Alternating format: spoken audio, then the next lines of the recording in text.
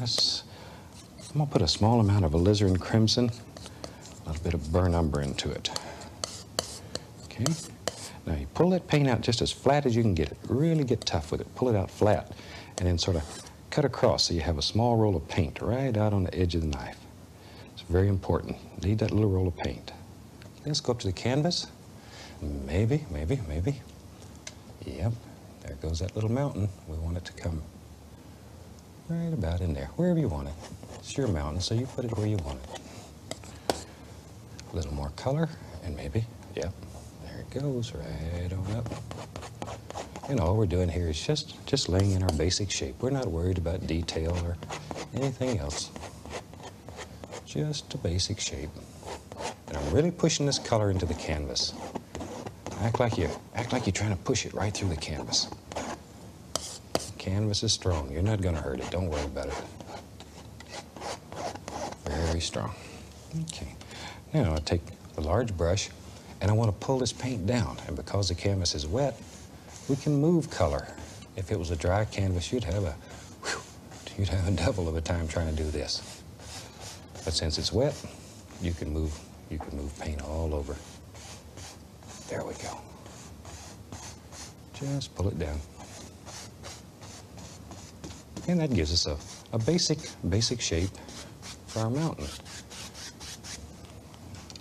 And let's go back here and I'll take a titanium white and we load the knife the same way.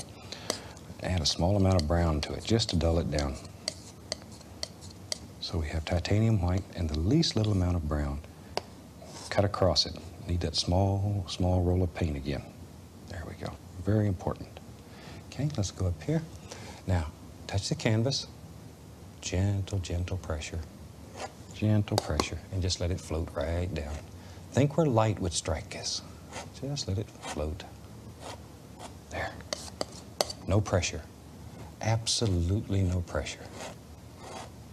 Oh, just pretend you're a whisper floating across a mountain. If you apply a bunch of pressure, it's going to look just like you iced a cake. So, no pressure. Can't say that enough. Gentle touch. Okay, maybe. Yep, there it is. Comes right down. Put a little bit more of the brown in there. There we go. Now, just bring it down. Okay, I'm going to take a little more of the Van Dyke brown and make a darker color. And let's go right up in here. And just begin adding some shadows in here. Just here and there.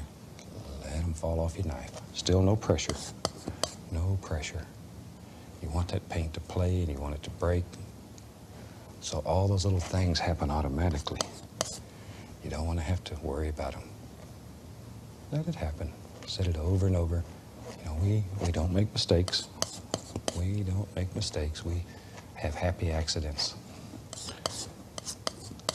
And the worst thing you can do here is good. No problem. Okay. Maybe over in here, we'll put some more of the dark color. It's going to be a nice dark shadow right in there. And we'll just let it go. Have fun. And begin playing back and forth between shadow and highlight. And just sort of visualize these things in your mind. Just sort of visualize them in your mind. Let them flow right off your knife. Okay, maybe. There it is, right there. See, that's simple. That's simple. You can make some beautiful little mountains. Just let it go. Let's go back into some of our darker color. Well, we need a little shadow back here. And you can just play. You can really spend some time here and put detail in that you just wouldn't believe could be done with a big old knife in a very short time. Okay, that'll give us a good idea and show you how to make these kind of mountains. There. All right.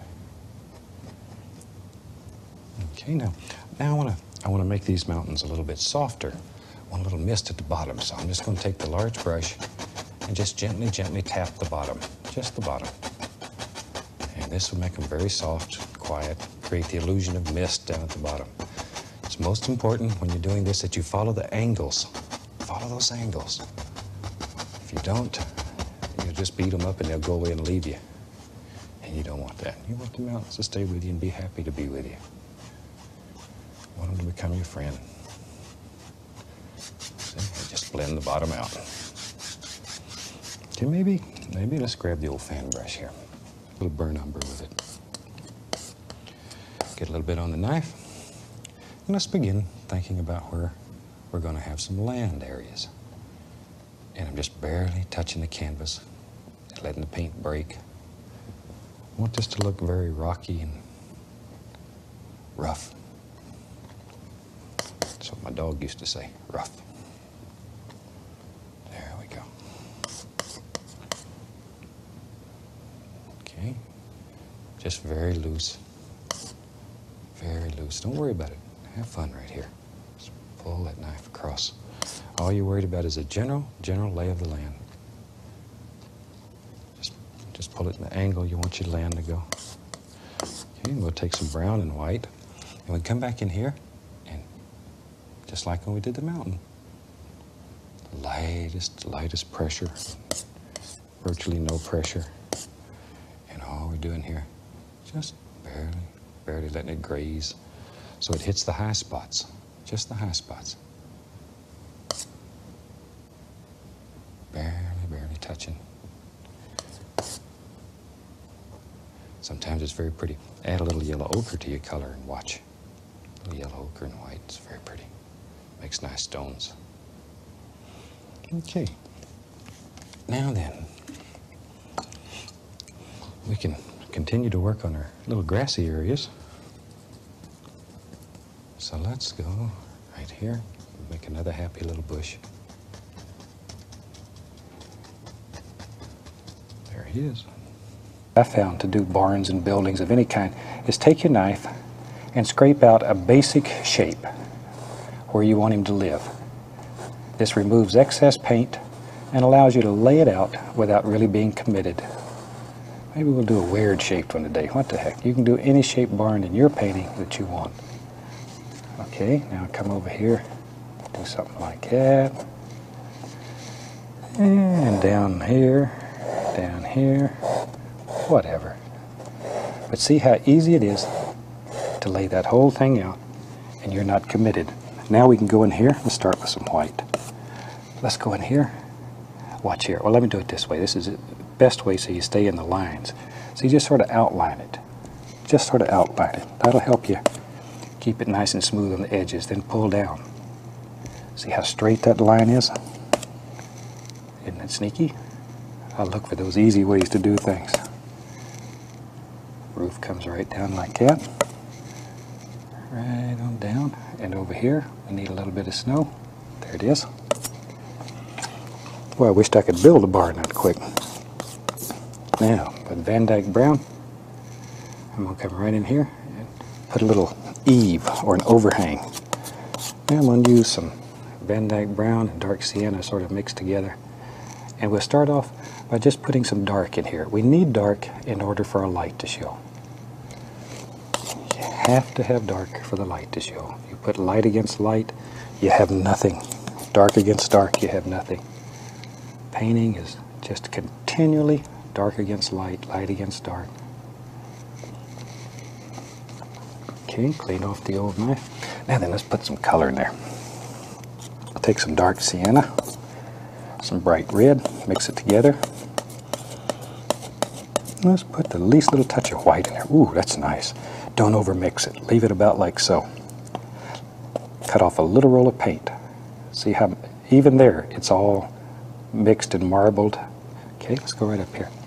Now I'm going to just take the edge of the knife and just sort of bounce across. Now if you get some down the snow like I am here, don't worry. You just take it right off. We'll just zip that off. Don't worry about it. See, a little bit right in there. Now we take our knife and do a cabinectomy. That easy. And see, it gives the impression of a lot of little boards. That easy. Now a darker color, and we come right in here. There we go. That's a little darker, not as enough light's going to hit in there. Now, I'll show you a little trick. Let's get us some brown on the knife here, and come right down here and look. See, we have that little roll of paint on the knife. That's so important that you have that little roll of paint. Now, maybe there's a little opening under here, so just put dark right here. There. Just a little bit of dark. Now over in here, see, we'll put some more boards. Like that. And with our dark, we'll continue that opening. Isn't that neat? Looks like there's a place under there the chickens could go at night. And as a kid, I had all kinds of little chickens. We put a post there so it don't fall down. The only problem, though, I wasn't a very good chicken farmer. They turned out to be my friends, and I wouldn't kill them. Shoot, we ended up with a bunch of chickens, and we're hungry. But I had my buddies. Okay, we're going to take a little brown. This is Van Dyke brown. A little of the bright red in it, and I got the little knife now, and I've cut off that little roll of paint with a little knife. And over here, I just want to show, we'll just go in a different angle. See, now there's boards going that way. And when you're doing these old buildings, I don't know if you can see that. Maybe if I make it a little bit lighter, you can see it a little better. There. See? When you're doing these, you design your barn however you want it. Barns grow all kinds of ways, however the old farmer wanted to make them. All right, now then, let's put some snow around the edges here. To do that, I'm going to dip the fan brush right into liquid clear and then go into the titanium white. I dipped it into the liquid clear, these in the background.